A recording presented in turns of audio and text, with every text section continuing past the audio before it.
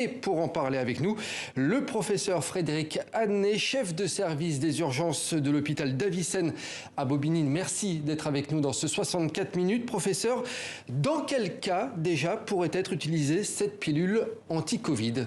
Ça s'adresse aux personnes évidemment à risque, atteintes du Covid, mais qui ne sont pas dans une forme grave, c'est-à-dire qui ne sont pas à l'hôpital, qui n'ont pas, si vous voulez, ces essoufflements, ces pneumopathies du Covid. Donc ça s'adresse, si vous voulez, aux patients à risque de forme grave du Covid, mais qui n'ont pas encore cette forme grave.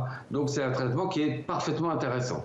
Si je comprends bien, ces antiviraux sont un complément au vaccin, mais ils ne le remplacent pas, hein, si je comprends bien.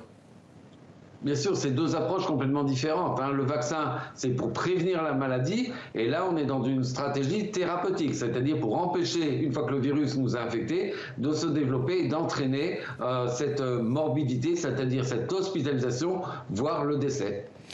Bon, professeur, c'est en tout cas une annonce encourageante et qui intervient en plein Pfizergate. Je le rappelle, une ancienne employée d'un sous-traitant de Pfizer a dénoncé des lacunes de sécurité lors de l'essai clinique du vaccin Pfizer, ce qui a créé un début d'inquiétude chez certains vaccinés. Est-ce que vous comprenez justement cette inquiétude ?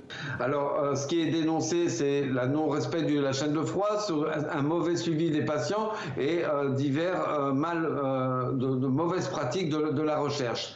Alors, moi, je suis quand même assez rassuré par les autres études. Il y a eu énormément d'études qui ont démontré l'efficacité du vaccin Pfizer, donc je ne pense pas qu'on puisse remettre en cause l'efficacité du vaccin Pfizer. Par contre, il faut absolument, je pense, un audit sur, et c'est des audits qui existent, sur le fonctionnement de cette recherche et le fonctionnement de ces sous-traitants qui étaient chargés d'organiser en pratique cette recherche pour savoir si ces mauvaises pratiques ont été généralisées ou ont pu influencer le résultat final.